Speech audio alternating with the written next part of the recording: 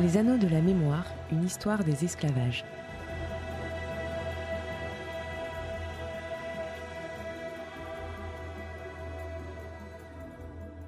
Comme chaque semaine, nous avons le plaisir de retrouver Bernard Michon, historien, maître de conférences à l'Université de Nantes et membre du CRHIA. Bonjour Bernard. Bonjour.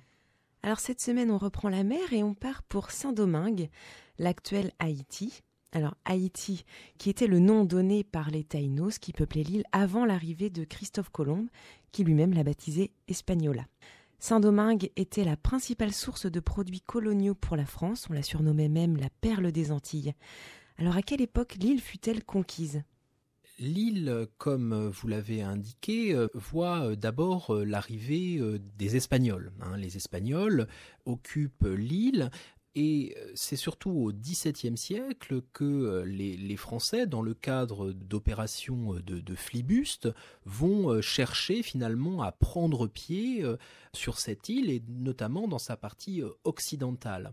C'est l'époque où Bertrand d'Augeron, un personnage dont il faut dire un mot, Bertrand d'Augeron qui est natif de l'Anjou, il est natif de Rochefort-sur-Loire et il va devenir le premier gouverneur de l'île de Saint-Domingue et à l'époque de l'île de la Tortue. L'île de la Tortue qui est une petite île située au nord de cette partie occidentale de Saint-Domingue. Donc il devient gouverneur à partir de 1665. Donc les Français cherchent à prendre pied sur cette partie occidentale de l'île que les Espagnols n'exploitent pas véritablement.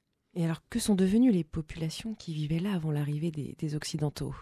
Alors, ces populations ont été très largement exterminées par le travail forcé, par les Espagnols qui ont cherché à utiliser ces populations natives pour exploiter des mines, exterminées également en raison du choc microbien, c'est-à-dire que les Européens sont arrivés avec un certain nombre de maladies dans leur bagage, si j'ose dire, des maladies contre lesquelles ils étaient à peu près immunisés, mais évidemment les populations locales ne l'étaient pas et à l'échelle du continent américain, plusieurs dizaines de millions de personnes vont mourir au cours du XVIe siècle. Ce qui fait que il reste dans les îles quelques populations de tribus amérindiennes, mais évidemment très peu nombreuses. Et suite à cette extermination, les Occidentaux ont mis en place la culture de plantation. Est-ce que vous pouvez nous parler un peu des étapes de ce processus ? Alors, cette mise en place de la culture de plantation, elle est progressive. À l'époque de Bertrand d'Augeron, dont je vous parlais tout à l'heure, c'est essentiellement la culture du tabac, du pétain à l'époque qui domine. Si l'on se place à la fin du XVIIe siècle, au tournant, si vous voulez, des années 1690, il n'y a pas de plantation sucrière dans la partie ouest de l'île de Saint-Domingue. Les Français vont voir leur souveraineté reconnue sur cette partie occidentale de l'île de Saint-Domingue par le traité de Ryswick, signé en 1697, et traité qui met fin à la guerre de la Ligue d'Augsbourg, que les Anglais appellent la guerre de 9 ans. Et c'est à partir de cette date-là que les Français vont développer considérablement la culture de la canne à sucre avec, si vous voulez, une augmentation tout à fait exponentielle. Je prends des chiffres que je tire donc de la thèse de Natacha Bonnet-Guilbault, qui viendra nous retrouver pour les 2 prochaines émissions. En 1713, on a 138 raffineries à Saint-Domingue et en 1790, on est à près de 800. Donc ce qui vous montre bien ce développement extrêmement spectaculaire, puisque dans le même temps, on compte 3000 caféteries, donc exploitation chargée de produire du café, près de 800 cotonneries et plus de 3000 indigoteries. Donc vous voyez que on a là un essor colonial et un essor agricole tout à fait spectaculaire. Et qui est venu depuis la métropole sur l'île ? Comment ça s'est passé ? Alors, on a à Saint-Domingue l'arrivée de blancs, donc de colons blancs qui vont chercher à faire fortune à travers l'économie coloniale. Ces populations sont à peu près estimées à environ 10 000 personnes dans les années 1730, et les Blancs sont à peu près 30 000 à Saint-Domingue à la veille de la Révolution, ce qui montre bien qu'on a un afflux de population et que Saint-Domingue, la perle des Antilles, comme vous l'avez dit, attire évidemment. C'est pour quelqu'un qui cherche à faire fortune, l'endroit dans les colonies où il faut se situer.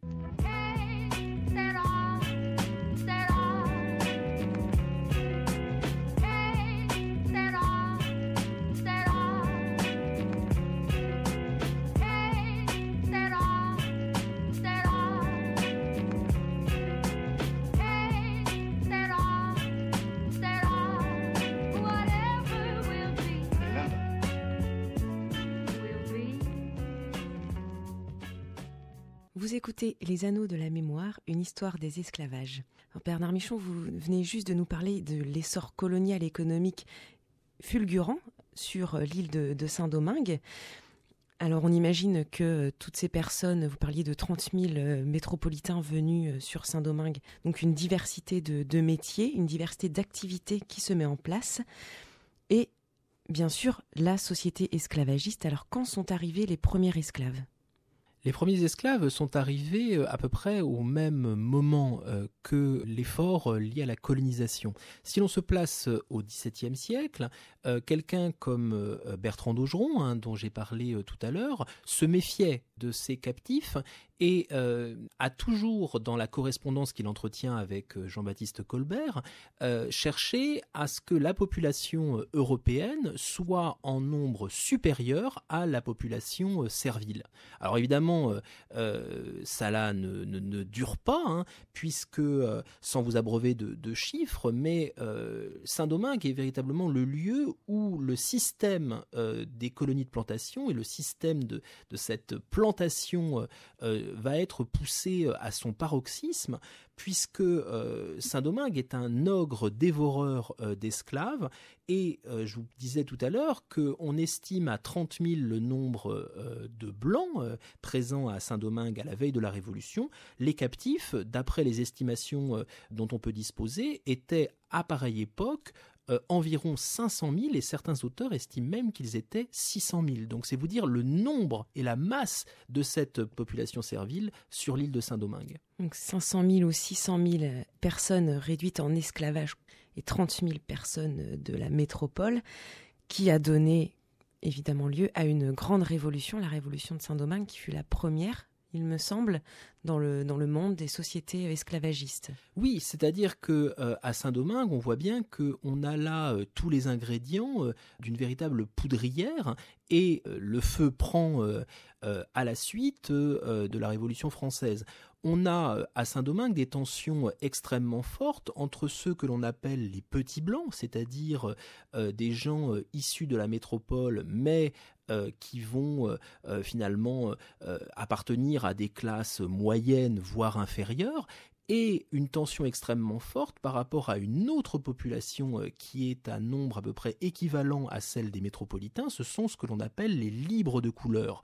Libres de couleur, comme leur nom l'indique, sont soit des esclaves affranchis, c'est une minorité, soit des gens qui sont des métis, c'est-à-dire issus d'union entre des blancs et des populations esclaves. Ces libres de couleur réclament, à la suite de la Révolution française, une égalité de droits. Et cela est évidemment très mal vécu par ces populations de petits blancs qui estiment qu'ils vont se retrouver déclassés socialement. Donc ça, c'est un des premiers ingrédients, si vous voulez, de cette poudrière de Saint-Domingue. Deuxième élément, c'est évidemment cette masse de population servile qui se soulève dans le nord de Saint-Domingue à partir du mois d'août 1791. Un soulèvement servile qui va gagner également le sud de la colonie, et là, véritablement, on passe d'une révolte à une véritable insurrection. À combien sont estimées les personnes libres de couleur, justement, qui auraient mené cette révolution ? Ce ne sont pas uniquement les libres de couleur qui participent à la révolution domingoise. Bien évidemment, la masse considérable des esclaves joue un rôle fondamental dans cette insurrection. Pour répondre à votre question, les libres de couleur à Saint-Domingue sont en nombre pratiquement équivalent à la population blanche, bien qu'un petit peu inférieur. On estime leur nombre autour de 22 000 à la veille de la Révolution. Donc les idées de la Révolution française se sont diffusées largement aussi dans les colonies, ce qui a mis le feu à la poudrière, comme vous dites. Et donc à partir de 1791, les choses se mettent en place et il y a un personnage très connu qui va prendre la tête, on dirait, de cette révolution, qui est Toussaint Louverture. Alors tout à fait, la révolution de Saint-Domingue nécessiterait, je dirais, de plus larges développements, c'est-à-dire qu'on a là une histoire extrêmement complexe et évidemment l'aboutissement de cette révolte et de cette révolution servile de Saint-Domingue, c'est l'avènement de la première République noire avec évidemment le personnage de Toussaint Louverture, qui est un des grands héros de ce soulèvement, de cette insurrection, qui ne verra pas son aboutissement puisqu'il trouve la mort en 1803 en France métropolitaine, dans le fort de Joux, puisque le corps expéditionnaire qui a été envoyé par Napoléon pour tenter de rétablir la situation, tenter de rétablir l'esclavage dans l'île, s'empare de Toussaint Louverture, mais ce corps expéditionnaire mené par Leclerc sera battu en novembre 1803 à la bataille de Vertières, et c'est ensuite un des lieutenants de Toussaint Louverture, Dessalines, qui proclamera l'indépendance en 1804. À quand date l'abolition de l'esclavage sur l'île ? Une première abolition de l'esclavage intervient en 1794 et elle est, je dirais, dictée par les circonstances, c'est-à-dire que l'insurrection servile a pris une telle ampleur que les autorités qui représentent la Convention ne peuvent que prendre cette décision. Ensuite, je vous le disais tout à l'heure, Napoléon Bonaparte cherche à rétablir l'esclavage. Et évidemment, la situation est tout à fait délicate. À ce moment-là, le corps expéditionnaire ne parvient pas à rétablir la situation et c'est finalement l'indépendance qui intervient. Et d'ailleurs, pour les autres puissances coloniales qui continuent à pratiquer l'esclavage et qui se situent à quelques encablures de là, Saint-Domingue constitue finalement un puissant repoussoir. Il s'agit évidemment pour les colons de maintenir le système esclavagiste et de ne surtout pas basculer dans ce type de solution. Bernard Michon, merci. Donc la semaine prochaine, nous accueillons, vous l'avez dit, Natacha Bonnet-Guilbault, qui est spécialiste du système des plantations coloniales. On aura l'occasion d'approfondir justement tout ce système. Nous parlerons avec elle du fonctionnement d'une plantation. Nous vous souhaitons d'excellentes fêtes de fin d'année. À la semaine prochaine et bonne fin de journée.